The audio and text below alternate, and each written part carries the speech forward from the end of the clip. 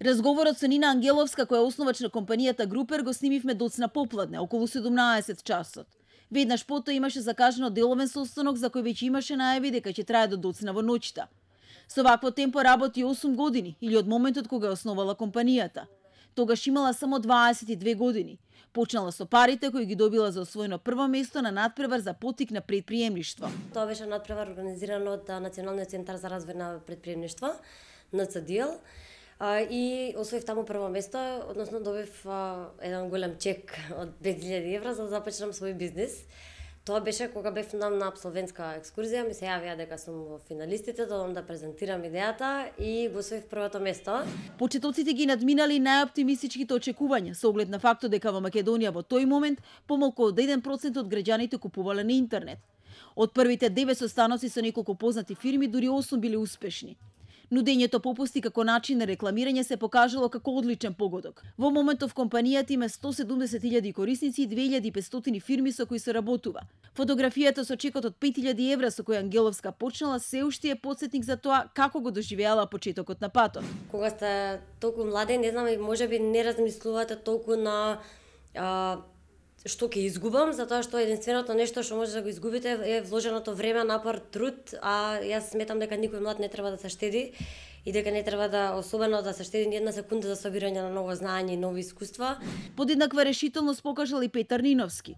Пред 2 години ја основал компанијата Brainster, која организира курсеви и академии за маркетинг, програмирање и дизајн, но и ги поврзува завршените таленти со иновативните компании.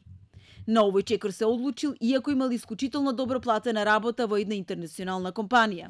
Во моментот кога бев баш на пикот на мојата кариера, решив дека сакам да започнам некој собствен бизнис. Прво ради тоа што сакам да отидам чекор повеќе од тоа што можев таму да отидам во таа компанија, а друго дека имав чувство дека ова баш сега што го правиме со едукација е потребно моментално на пазарот и дека можеме со нашата компанија да креираме вредност, валју да креираме на заедницата. Компанијата досега реализирала повеќе од 400 курсеви, преку кои 4000 учесници се стекнале со практични вештини. Неголемиот број од нив се лица од 25 до 35 години. Целта е да им се понуди она што во моментов се бара на пазарот на труд. Луѓето кои излагаат од формално образование немаат доволно практични вештини за да може да се вработат, но тоа е поради брзиот технолошки развој и раст и не може толку лесно формалното образование да ги постигне, да ги достигне тие потреби на пазарот на труд. Според Ниновски, во денешно време најголем ризик е да не се ризикува. Голем дел од учесниците на курсевите и академиите успеале да ја променат досегашната кариера. Меѓу нив се повеќе има и лица од државната администрација.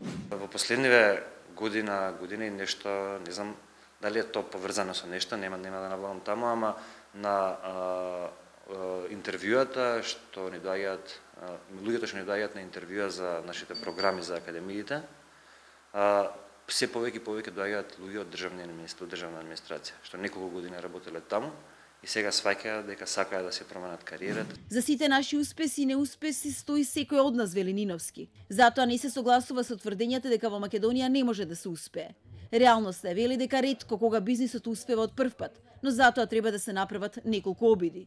Слично размислува и Ангеловска. Има многу бизнис модели кои што не се донесени, не се развиени во земјите во развој, односно конкретно Македонија, кои што функционираат многу добро во развиените земји. Значи една можност може да биде да се видат бизнис модели кои што функционираат во развиените земји и да се аплицираат на нашиот пазар. Практично тоа е тоа што и ние го направивме. Ангеловски и Ниновски работат многу, често и по 12 часа. Зафатени им се и голем дел од викендите. Младиот човек, велат, не треба да се штеди, а како единствен начин за напредок во кариерата сугерираат постојано надградување на знаењата и дообуки, бидејќи технолошкиот напредок многу брзо ги прави неприменливи и неконкурентни некои од претходно стекнатите вештини.